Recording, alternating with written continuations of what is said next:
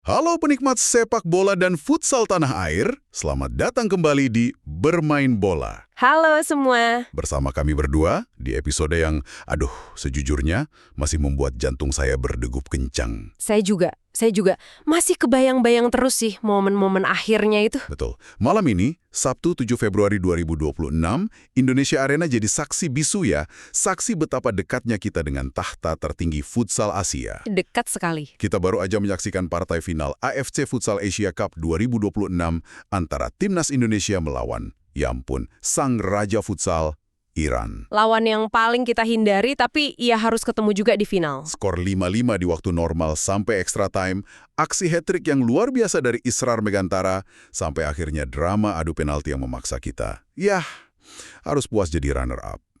Kecewa? Mungkin, ya. Pasti ada kecewanya. Tapi bangga. Jelas, ini bukan sekedar kekalahan penalti. Ini pernyataan bahwa Indonesia itu udah sejajar sama raksasa Asia. Setuju 100%. Nah, malam ini di Bermain Bola kita akan bedah abis taktik Hector Souto, kenapa power play Iran itu begitu mematikan, dan gimana masa depan futsal kita setelah sejarah besar ini tercipta. Oke, menarik sekali. Tetap di sini, mari kita mulai Bermain Bola. Mari. Oke, sebelum kita masuk lebih dalam, coba kita tarik napas dulu deh. Pertandingannya intens banget soalnya. Haha, benar, perlu.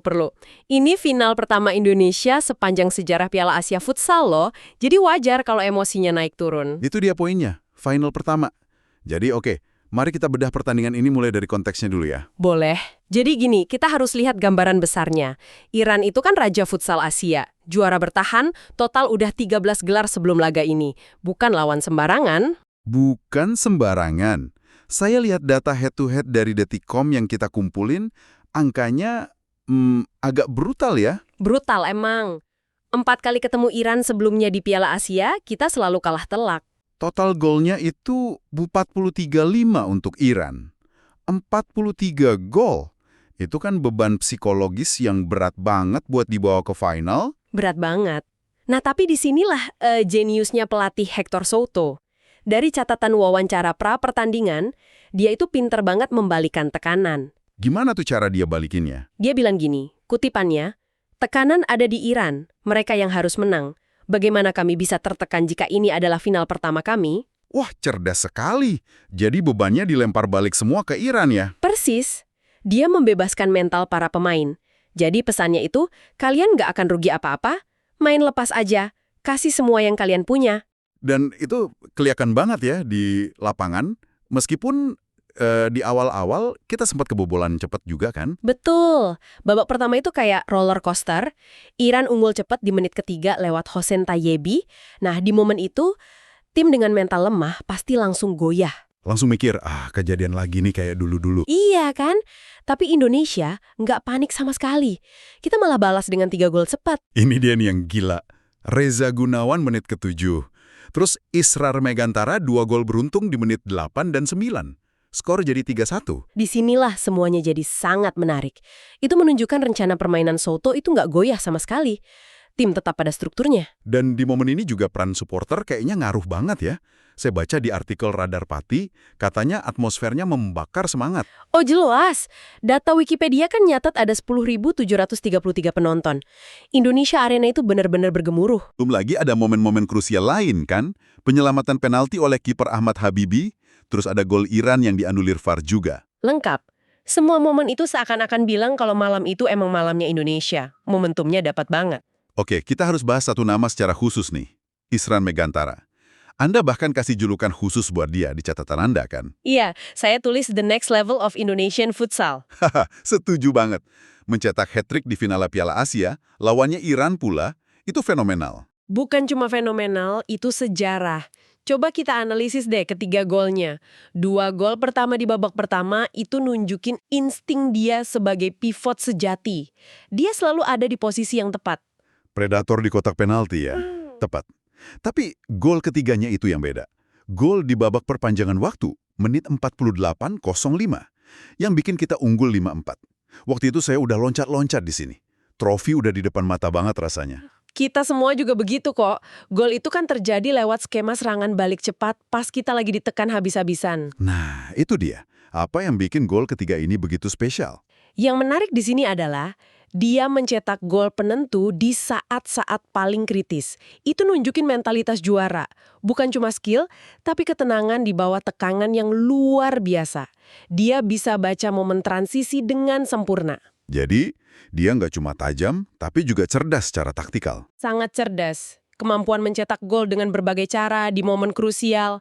Nah, itu yang membedakan pemain bagus dan pemain hebat. Oke, sekarang kita masuk ke momen yang mungkin paling bikin deg-degan. Momen yang menentukan segalanya. Momen 37 detik itu ya? Betul. Indonesia unggul 5-4, waktu tersisa kurang dari 2 menit, lalu Iran menyamakan kedudukan. Banyak yang bilang ini cuma keberuntungan di menit akhir. Tapi dari analisis data waktu, ceritanya beda kan? Beda banget. Ini bukan keberuntungan, ini adalah eksekusi klinis. Coba kita urutkan ya. Israr cetak gol di menit 48.05. Oke? Iran nggak panik sama sekali, mereka langsung menerapkan taktik power play. Kiper ditarik, pemain kelima masuk. Strategi yang risikonya tinggi banget, gawang ngosang kan? Sangat tinggi, tapi kalau dilakukan dengan benar, efektif banget. Dan disinilah pengalaman mereka bicara. Gimana respon Indonesia waktu itu? Secara teori kan harusnya kita bisa manfaatin gawang kosong mereka.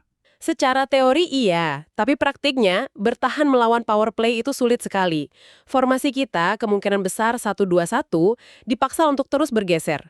Pemain Iran itu pergerakan tanpa bolanya konstan, jadi pertahanan kita diregangkan terus-menerus. Mereka nggak cuma oper-oper di luar, tapi cari celah. Dan mereka nemuin celah itu dengan sangat cepat. Cepat sekali. Gol penyama kedudukan dari Salar Agapur itu tercipta di menit 48.42. Tunggu, berarti itu cuma 37 detik setelah gol Israr. 37 detik. 37 detik. Disitulah inti dari semuanya. Dalam 37 detik itu, Iran nunjukin DNA juara mereka. Ketenangan absolut di bawah tekanan tertinggi. Jadi, apa yang salah dari pertahanan kita di 37 detik itu? Bukan salah sih, mungkin lebih ke sedikit saja keterlambatan rotasi. Bisa jadi karena lelah atau mungkin fokus sedikit turun setelah euforia gol Israr.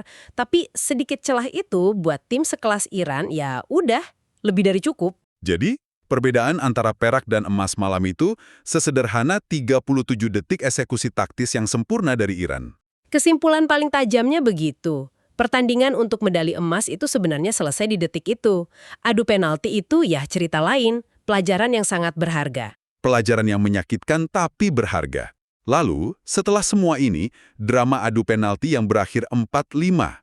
Apa artinya semua ini? Artinya besar sekali, mencapai final dan memaksa raksasa Asia main sampai adu penalti itu sebuah kemenangan besar untuk futsal Indonesia. Jadi ini bukan akhir ya? Jelas bukan akhir. Ini adalah pernyataan bahwa Indonesia telah tiba di level elit Asia. Ingat kata-kata Hector Soto soal togetherness atau kebersamaan. Final ini bukti nyatanya. Benar. Jadi, ini bukan sebuah kebetulan, tapi fondasi baru untuk masa depan. Tepat. Para pemain sekarang tahu rasanya, tahu standarnya. Pengalaman ini, meski pahit, bakal jadi bahan bakar paling kuat buat turnamen berikutnya. Kita nggak lagi datul cuma buat ikut-ikutan. Kita datang untuk menantang. Betul, menantang tahta. Pertandingan malam ini memang berakhir dengan skor yang tidak berpihak pada kita. Tapi progres yang ditunjukkan Garuda tidak bisa dibantah. Sama sekali tidak. Kita kalah di babak penalti melawan tim peringkat 1 Asia.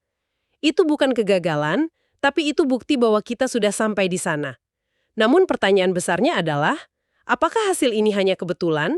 Atau ini awal dari dominasi baru Indonesia di Asia?